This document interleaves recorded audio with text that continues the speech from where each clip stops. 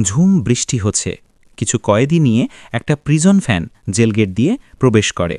একে একে নতুন কয়েদিদের গাড়ি থেকে নামানো হয়। সবশেষে এক প্রেগনেন্ট মহিলা, মুখে আতঙ্কের ছায়া, হাত দিয়ে পেটটা সামলে আস্তে করে নেমে আসে। চোখে তার ভয়, তবুও মনে একটা শক্তি আছে।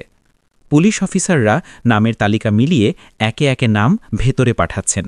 সবশেষ উচ্চস্বরে ডাকা হয়, অনুমিতা সেন। কিন্তু অনুমিতা অর্থাৎ অনু যেন অন্য জগতে হারিয়ে গেছে, চোখে শূন্যতা নিয়ে চিন্তার জগতে ডুবে আছে। কনস্টেবল চিৎকার করে ওঠে, দুষ্টু গালি দিয়ে বলে, নাম ডাকা হচ্ছে, কানে শুনিস না? সঙ্গে সঙ্গে ধাক্কা মেরে ফেলে দেয় তাকে। মাটিতে পড়ে গিয়ে অনু চমকে ওঠে, পেটে হাত রেখে তাকিয়ে থাকে রাগী চোখে। আর তখন দৃশ্যপট ফ্ল্যাশব্যাকে যায়। মূলত অনু একজন সাংবাদিক, স্টুডিওর ভেতর ব্যস্ত সময় কাটছে। একজন এসে বলে অনুর বস সজলদা তাকে ডাকছে। অনু সজলের রুমে যায়। সজল মজা করে বলে, বাব্বা, একজন মিনিস্টারের দেখা পেতেও এত বেগ পেতে হয় না, দুটো পাখা গজিয়েছে মনে হচ্ছে। অনু বলে, সত্যি সত্যি পাখা গজালে আগে এখান থেকেই উড়ে যেতাম। সজল বলে, আর তাই তো এবার তোকে উড়ে যেতে হবে রূপপুর জেলখানায়। অনু তো অবাক, জেলখানায়? সজল বলে, হ্যাঁ, নারায়ণ সান্যালের একটা ইন্টারভিউ নিতে হবে। তিনি দুর্নীতির দায়ে রূপপুর জেলে আছেন। ইনফ্যাক্ট উনি নিজেই তোর কথা বলেছেন যেন এই ইন্টারভিউটা তুই নিস। আসলে সবশেষ সিএমের যে ইন্টারভিউটা তুই করেছিস ওটা দেখে উনি ইমপ্রেসড হয়েছেন। জেল সুপারের সাথেও আমার কথা হয়ে গেছে। জেলের মধ্যে গেলে ক্যামেরা আর মোবাইলের পারমিশন দরকার, এই হচ্ছে তার কাগজ। যাই করবি সাবধানী করবি। দৃশ্য পরিবর্তন হয়। অনু তার হবু হাজব্যান্ড অর্ণবের সাথে ফোনে কথা বলছে। আসলে আর 1 মাস পরেই তাদের বিয়ে। শপিং করা, বিয়ের প্ল্যানিং, এখনও অনেক কিছুই বাকি। পরদিন সকালে সহকর্মীকে নিয়ে অনু জেলখানায় চলে আসে এবং নিজের পরিচয় দিয়ে ঢোকার অনুমতি নেয়। দৃশ্য বর্তমানে আসে। অনু ভয়ে ভয়ে একটা রুমে প্রবেশ করে। একজন কনস্টেবল বলে, দ্রুত সব পোশাক খুলে ফেলো। অনু বলে, আমি প্রেগনেন্ট, আমি জামাকাপড় খুলতে পারবো না। একথা শুনে কনস্টেবল নিজের হাত দিয়ে অনুর কাপড় ছিঁড়ে ফেলে। এমন পরিস্থিতিতে অনু লজ্জায় শেষ হয়ে যায়। তার এই অবস্থা দেখে অন্য কনস্টেবলরা খুশিতে মেতে ওঠে। কিছুক্ষণ পর অনুর পুরো বডি চেক আপ করা হয়। যেই চেক আপগুলো অনু সহ্য করতে পারছিল না। দৃশ্যপট ফ্ল্যাশব্যাকে যায়। অনু আর তার সহকর্মী রূপপুর কালেকশনের সুপার অফিসার ভিক্টর পাকড়াশির রুমে এসেছে। তারা নিজেদের মধ্যে সাক্ষাৎকার শেষ করে। এরপর তারা নারায়ণ সান্যালের সাথে দেখা করতে বেরিয়ে পড়ে। কিছু দূর যেতেই এক মহিলা চিৎকার করে এসে ভিক্টরের পা জড়িয়ে ধরে বলে, স্যার, আমি কনসিভ করেছি। প্লিজ স্যার, আমি বাচ্চাটাকে নষ্ট করতে চাই না। ও দিদি, বাচ্চাটা আমি নষ্ট করব না। দিদি, তুমি তো একটা মেয়ে, তুমি আমার কষ্টটা বুঝবে তো?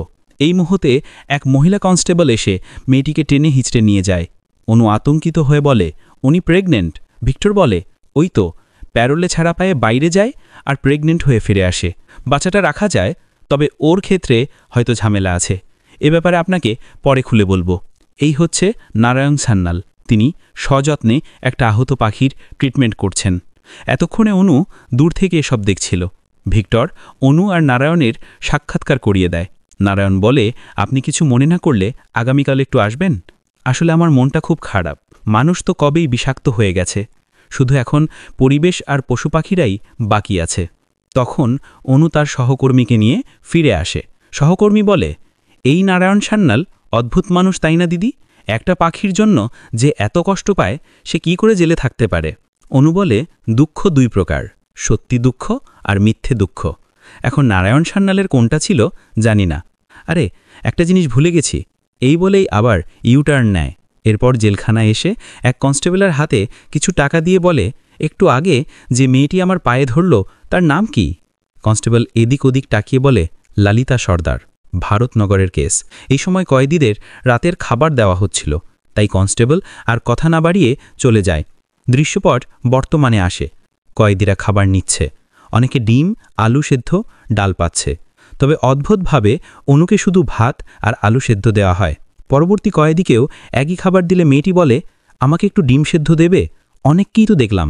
কিন্তু ওই মহিলা এক ঝাড়ি দিতেই মেয়েটি ভয়ে পিছিয়ে যায়, আর তাতেই অনুর সাথে ধাক্কা লাগে আর অনুর খাবার নিচে পড়ে যায়। অনু আবারও খাবার চায়, কিন্তু বলা হয় যে খেতে হলে ওই মেঝেতে পড়ে যাওয়া খাবারই তুলতে হবে। এখান থেকে আর নতুন করে কিছু দেওয়া হবে না। অনু বলে, শুধু ভাত হলেও চলবে।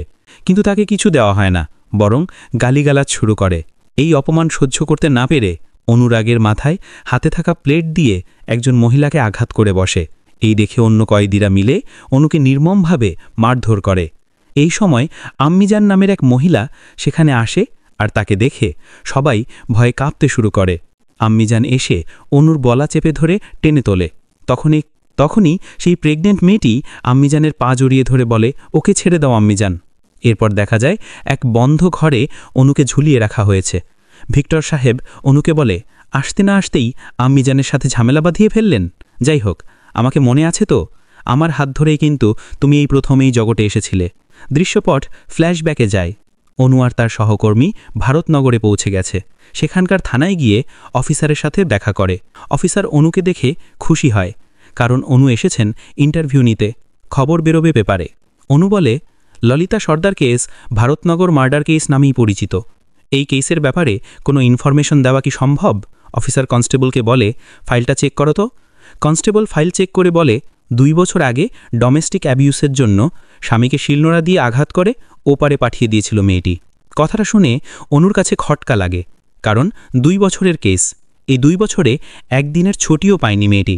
তাহলে বর্তমানে সে প্রেগনেন্ট কিভাবে হলো? ওর কেসটা ফাস্ট ট্র্যাক কোর্টে চলছে। 6 মাসের মধ্যেই যাবজ্জীবন সাজা হবে।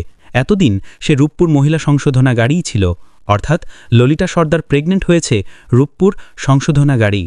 তবে এটা কিভাবে হলো? এটাই তো আসল নিউজ।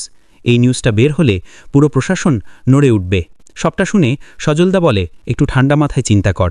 সাপের গায়ে পা দিলে শুধু আমার অফিস নয়, তুইও সাপের ছোবল খাবি। তাছাড়া আমাদের দেশের বিভিন্ন জেলের কয়েদিদের সেক্স র্যাকেট নিয়ে যত সাংবাদিক নিউজ করতে গিয়েছে, তাদের ভাগ্য ভালো থাকলে চাকরি গেছে, আর খারাপ থাকলে তারা মারা গেছে। অনু বলে, ললিতার কেসটা এত সহজে ছেড়ে দিলে চলবে না। বর্তমানের দৃশ্যে দেখা যায়, ভিক্টর বলে, শুধু শুধু কষ্ট পাচ্ছেন কেন? বলেই ফেলুন না, আবার জেলের মধ্যে এলেন কেন? আমি জানি এই জেলে আসার পেছনে নিশ্চয়ই আপনার কোনো প্ল্যান রয়েছে। অনু বলে, পুলিশ আমাকে মার্ডার চার্জে এখানে নিয়ে এসেছে। এটা তো আপনি জানেন। আসলে আপনার সিস্টেম একেবারে পচে গেছে। এই বলে অনু ভিক্টরের মুখে থুতু মারে। রাগে ভিক্টর তাকে একটা চড় মেরে কনস্টেবলকে বলে, এটাকে সলিটারি সেলে রাখার ব্যবস্থা করো। দৃশ্যপট আবারও অতীতে যায়। অনু নারায়ণের ইন্টারভিউ নিচ্ছে। এই সময় বারবার তার হবু হাজব্যান্ড অর্ণব ফোন করছে। নারায়ণ বলে, আপনার বয়ফ্রেন্ডের ফোনটা রিসিভ করুন। এই গোটা রাজ্যের অবজারভেশন আর নেটওয়ার্কিং সিস্টেম দুটোই কিন্তু আমার হাতে। অর্ণব কম্প্যাক্টে কাজ করে। কম্প্যাক্ট তো আমাদেরই দলের লোকজনের। খুব ভালো একটা ছেলে, তবে একটাই সমস্যা, সে একটু বেশি সৎ আর ভীষণ অ্যাডভেঞ্চারাস। বর্তমানের দৃশ্যে দেখা যায় অনু ব্যথায় কাতরাচ্ছে। এই মুহূর্তে পুটুল নামের একটি মেয়ে এসে বলে, আম্মিজান বলেছেন আজ রাতে আপনাকে খাবার দেওয়া হবে না, তাই আমি লুকিয়ে 2টো রুটি আর একটু চিনি নিয়ে এসেছি, তাড়াতাড়ি খেয়ে ফেলুন। অনু জিজ্ঞেস করে, তুমি ললিতা সর্দারকে চেনো? এই মুহূর্তে কারো গলার আওয়াজ টের পেয়ে পুটুল তাড়াতাড়ি সেখান থেকে চলে যায়। আবারও অতীতের দৃশ্যে দেখা যায়, আজ অর্ণব গাড়ি নিয়ে জেলের বাইরে এসেছে। হবু স্বামী অনুর জন্য অপেক্ষা করছে দেখে অনুর বেশ অবাক লাগে। অর্ণব বলে, শোন, একটু সাবধানে চলাফেরা করিস। আমি যেখানে কাজ করি সেখানে পার্টি পলিটিক্স আছে, তা একটু ভয় পাচ্ছি আর কি। অনু বলে, তুই ভয় পাচ্ছিস? শোন, ভয় পাস না, আমরা দারুণ একটা জীবন কাটাবো। বৃদ্ধ বয়স পর্যন্ত আমরা একসাথেই বাঁচব। অর্ণব বলে, দেখ, কাজের সব কথা তো বলতে পারবো না, তবে এইটুকু বলছি, এখন আমাদের সতর্ক থাকতে হবে। ঠিক এই মুহূর্তে একটা বড় ট্রাক এসে তাদের গাড়িতে ধাক্কা দেয়। পরবর্তীতে দেখা যায় অনু মুমূর্ষ অবস্থায় হাসপাতালে ভর্তি। তার পরিবার সেখানে এসে পৌঁছেছে। অনু বলে, অর্ণব কেমন আছে? আমার এখন কিছুটা ভালো লাগছে। একটা হুইল চেয়ারের ব্যবস্থা করুন, আমি অর্ণবের সঙ্গে একটু কথা বলে আসি। অনুর কাকা জানান অর্ণব কোমায় চলে গেছে। অনু দ্রুত অর্ণবের কাছে যায়। ডাক্তার জানান কবে জ্ঞান ফিরবে, আদৌ বাঁচবে কিনা এখনই কিছু বলা যাচ্ছে না। অনু কান্নায় ভেঙে পড়ে। ওদিকে সংশোধনাগারে নারায়ণ সেনকে ভিক্টর স্যার বলে, ললিতা সেন অ্যাক্সিডেন্ট আর ওই ভিডিও, এসব ব্যাপারে কোনো রিস্ক নেই তো স্যার? নারায়ণ সেন তার কান মুলে দিয়ে বলে, রিস্ক আছে বলেই তো তোমার চাকরিটা আছে। তুমি এসব বিষয়ে বেশি চিন্তা করো না। হাসপাতালে অনুকে দেখতে সজলদা এসেছে। অনু বলে, এটা অ্যাক্সিডেন্ট ছিল না, কেউ ইচ্ছে করে করেছে। অর্ণবের জীবনের ঝুঁকি আছে, কারণ নারায়ণ সান্যাল বারবার অর্ণবের কথা বলছিল। অর্ণব বারবার আমাকে কল করছিল, এমনকি নিতেও এসেছিল। অন্য কিছু একটাও বলার চেষ্টা করছিল। ওদের কোম্পানিতে কোনো ডিস্টার্বিং ভিডিও, আমাদের দুজনকে একসাথে সাবধানে থাকতে হবে, এমন সব বলছিল। সজলদা বলে, দেখ অনু, ভিডিও যদি থাকেও সেটা তো পেন ড্রাইভ বা ল্যাপটপে থাকবে, আর অর্ণবের গাড়ি সার্চ করে তো এরকম কিছুই পাওয়া যায়নি। অনু চুপ করে থাকে। বর্তমানের ছোট্ট একটা দৃশ্যে দেখা যায় জেলখানার সবচেয়ে খানদানি ওয়ার্ড, অর্থাৎ আম্মাজানের ওয়ার্ডে অনুকে শিফট করানো হয়েছে। অতীতের একটা দৃশ্যে ললিতা সেন নারায়ণ সান্যালের কাছে হাত জোর করে রিকোয়েস্ট করে যেন তার বাচ্চাটাকে পৃথিবীর মুখ দেখানো হয়। নারায়ণ সান্যাল তাকে আশ্বস্ত করে যে এই বাচ্চার জন্ম হবে, তোমার বাচ্চার কোনো ক্ষতি হবে না, এই বলে মাথায় হাত বুলিয়ে দেয়। এদিকে বর্তমানে জেলের মধ্যে অনু আম্মাজানের ওয়ার্ডে ঢুকতেই আম্মাজানের সদস্যরা বলে, আম্মাজানের সামনে কেউ মাথা উঁচু করে দাঁড়ায় না, হাঁটু গেড়ে বস। আম্মাজান বলে, জেলে থাকলে তো খাটনি করে খেতে হবে, প্রথম দিন হিসেবে আজকে তোকে বাথরুম পরিষ্কারের কাজ দিয়ে দেই। অতীতের দৃশ্যে দেখা যায় নারায়ণ সান্যাল তার ব্যক্তিগত কনস্টেবলকে বলছে, তোমার আগে কিন্তু বিষ্ণুপাল এখানে কাজ করত, ভালোই চলছিল সবকিছু, তবে টাকার লোভ বেড়ে যায় আর সে চারিদিকে খবর ভিলাতে শুরু করে, যার জন্য হঠাৎ একদিন ওর বাড়িতে গ্যাস সিলিন্ডার ফেটে যায় এবং আগুনে তার শরীরের 80% ঝলসে যায়। তোমার বাড়িতে নিশ্চয়ই তোমার মা রান্না করে, খুব ভালো রান্না করে, তাই না? এ কথা শুনে কনস্টেবল পুরোপুরি ঘাবড়ে যায়। নারায়ণ বলে, তোমার টাকার প্রয়োজন হলে তুমি ভিক্টরকে বলবে, বাকি সময়টা বোবা আর কালা হয়ে থাকবে। আমার শরীরটা না খুব একটা ভালো নেই, আমার বড় একটা হসপিটালে ভর্তি হওয়া লাগবে, যেখানে অর্ণব আর অনু ভর্তি রয়েছে। এদিকে বাধ্য হয়ে এই অবস্থায় অনুকে নোংরা বাথরুম পরিষ্কার করতে হয়, তাও আবার খালি হাতে। যদিও বাথরুমের মধ্যে যে বালতি আর ঝাড়ু ছিল, কিন্তু তাকে শাস্তি দেওয়ার জন্য ওগুলো আম্মাজানের লোকের আগেই সরিয়ে ফেলে, যার জন্য তার শারীরিক অবস্থা আরও খারাপ হয়ে যায়। সে একাধিকভাবে বমি করতে থাকে। অতীতের দৃশ্যে দেখা যায় অনু আর অর্ণবকে দেখতে নারায়ণ সান্যাল সেই রুমে প্রবেশ করেছে, আর বর্তমানে কাজ শেষ করে অনু জেলখানায় গোসল করছে। তখন হঠাৎ করে সেখানকার দরজা লক হয়ে যায়। আচমকা কিছু মহিলারা এসে অনুর মুখটা পলিথিনে পেঁচিয়ে বাজেভাবে আঘাত করা শুরু করে। কিছুক্ষণ পর একজন কনস্টেবল এসে বলে, এখান থেকে দ্রুত পালা, বিলকিস আসছে, সে একাই দেখে নেবে। সকলেই পালিয়ে যায়। ঝাপসা চোখে অনু দেখতে পায় তার সামনে কেউ একজন এসে দাঁড়িয়েছে। অতীতের দৃশ্যে দেখা যায় নারায়ণ অনুকে বলে, চলুন আমরা সমঝোতা করে নেই, নিজের জন্য না হয় অন্তত যে সন্তান আসছে আপনাদের পৃথিবীতে তার কথা ভেবে থেমে যান। এ কথা শুনে অনু চমকে ওঠে আর বলে, অ্যাক্সিডেন্টটা তাহলে আপনি করিয়েছিলেন? নারায়ণ বলে, কি করে বুঝায় বলেন তো, আমি নিজেই জেলের মধ্যে বন্দী, শুনুন আপনি দ্রুত ছাড়া পাবেন, তাই বলছি থেমে যান, না হলে আপনার পৃথিবী আমি ধ্বংস করে দেব। এরপর অনু বাড়ি চলে আসে। কিছুদিন পরে মা আর কাকিমা তার রুমে এসে বলে, তোর বিয়ে হয়ে গেলে কোনো ব্যাপার ছিল না, আমরা আনন্দ করতাম, তোকে স্বাদ খাওয়াতাম, আমরা তো একটা সমাজে বাস করি, তাই না? এটা হয় না, অর্ণব সুস্থ হোক, তারপর আবার মা হবি তুই, আপাতত এই বাচ্চাটাকে পৃথিবীতে আনার কোনো প্রয়োজন নেই, বাবা ছাড়া বড় হলে যে কি হয় তুই তো খুব ভালো করেই জানিস। অনু বলে, তুমি তো সারাটা জীবন কোনো লাভ ক্ষতির কথা না ভেবে বাবার সাথে কাটিয়ে দিলে। মা শোনো, অর্ণবকে আমি আমার জীবন থেকে বাদ দিতে পারবো না, ও সারা জীবন কোমায় থেকে গেলেও পারবো না। এরপরেই অনু অর্ণবের বাড়িতে চলে আসে আর তার হবু শ্বশুরমশাইকে সান্ত্বনা দেয়।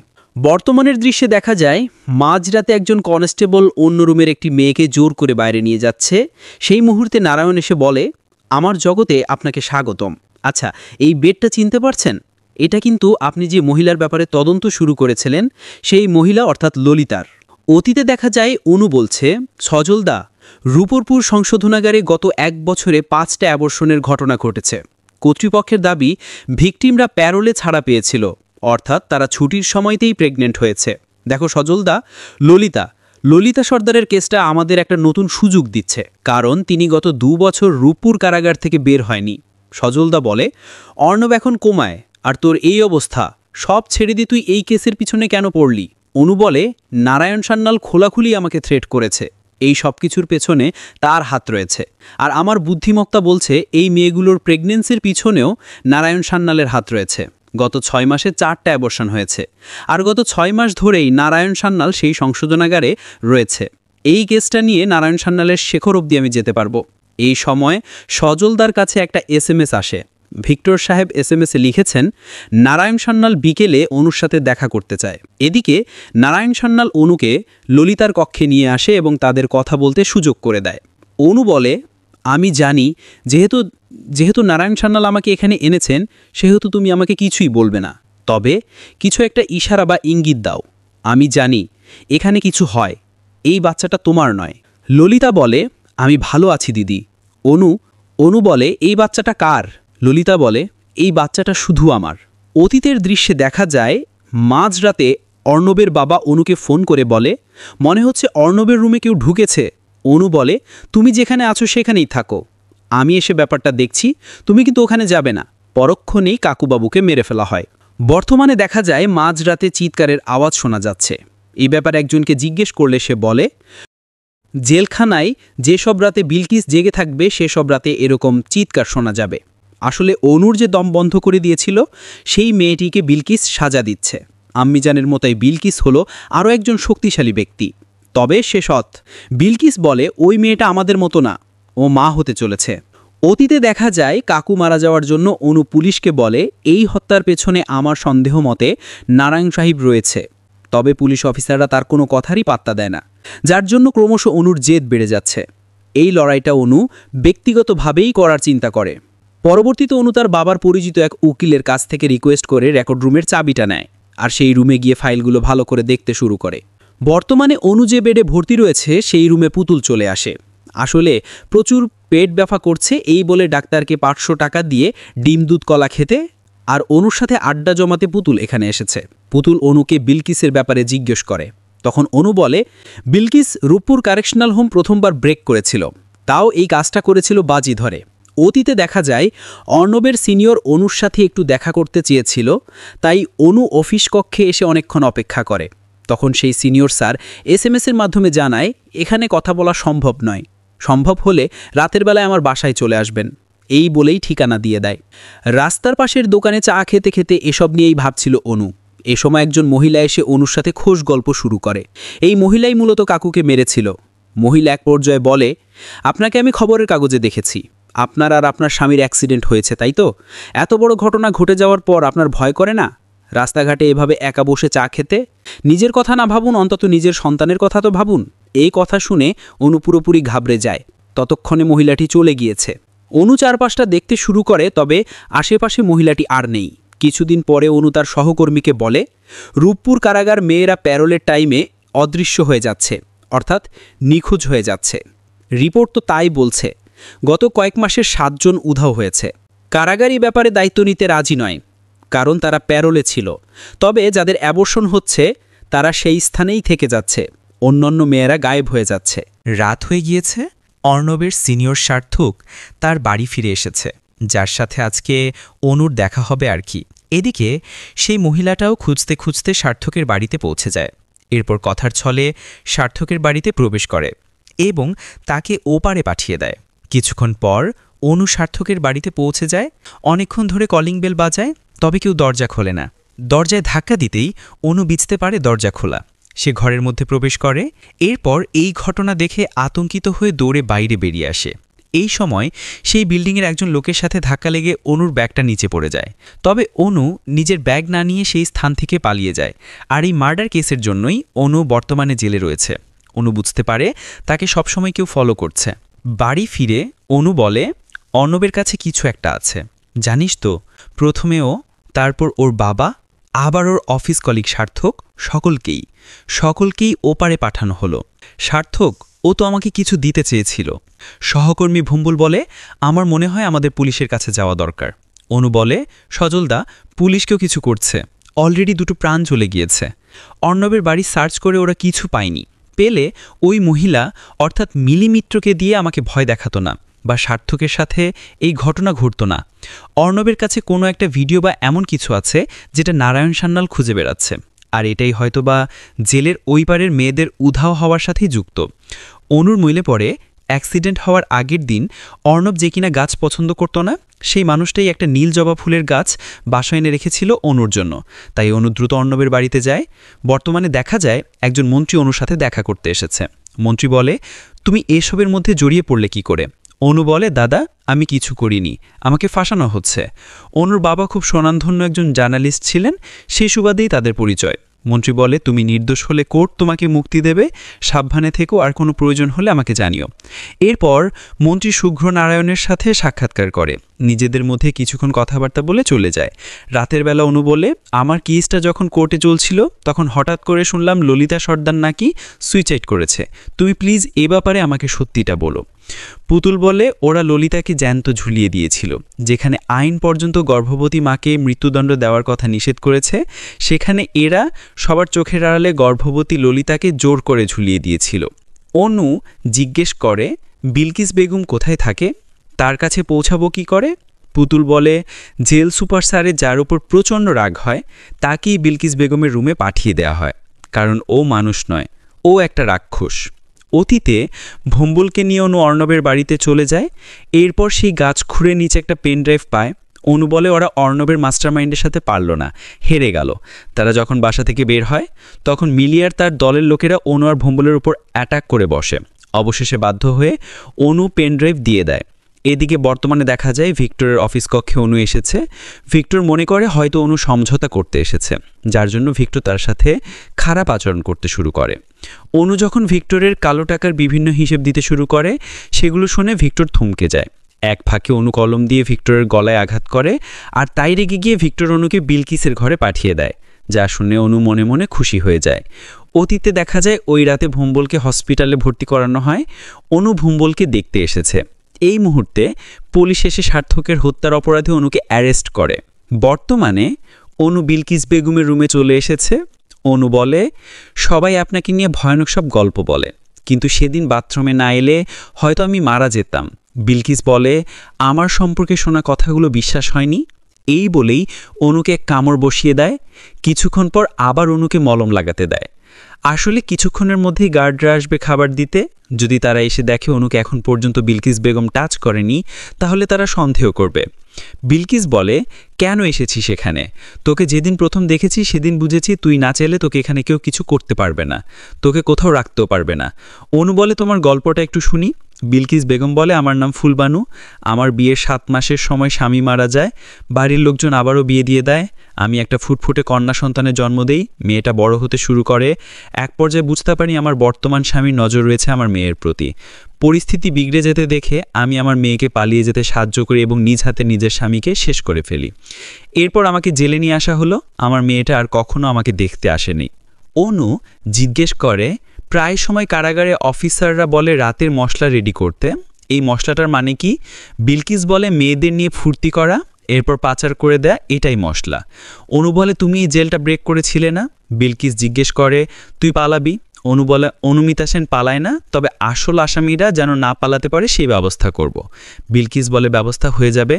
অনু বলে, কেন করছো এসব আমার জন্য? বিলকিস বলে, আমার মেয়েকে আমি ভালোবেসে অনু ডাকতাম। বিষয়টা বুঝতে পেরে অনু বিলকিস বেগমকে জড়িয়ে ধরে। গভীর রাতে একটা কন্টেইনারে করে কিছু মেয়ে কয়েদিদের বন্দরে নিয়ে আসা হয়েছে। এক এক করে মেয়েরা নেমে যায়, তবে শেষ মুহূর্তে অনু সেই গাড়ি থেকে নেমে আসে, যাকে দেখে সকলেই অবাক হয়ে যায়। আসলে অনুকে পালাতে বিলকিস বেগমই সাহায্য করেছিল। সবার চোখে ধুলো দিয়ে অনু অবশেষে সেই মশলার গাড়িতে ঢুকতে সক্ষম হয়। যদিও এই বিষয়টা আম্মাজান দেখে ফেলেছিল, তাদের মধ্যে মারামারি হয়।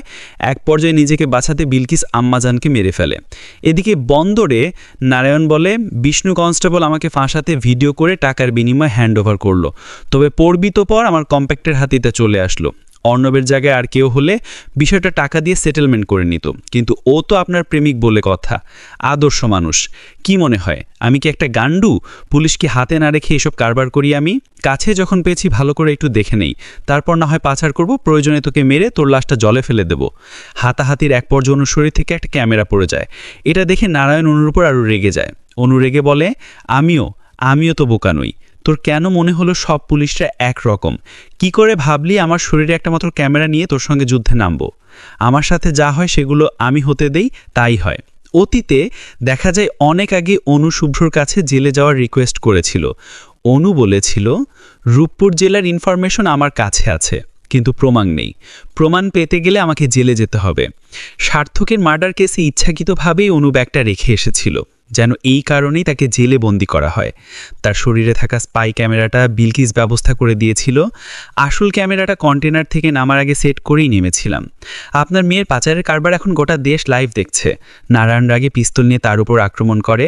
হাতাহাতির এক পর্যায়ে নারায়ণ নিজেই মারা যায়।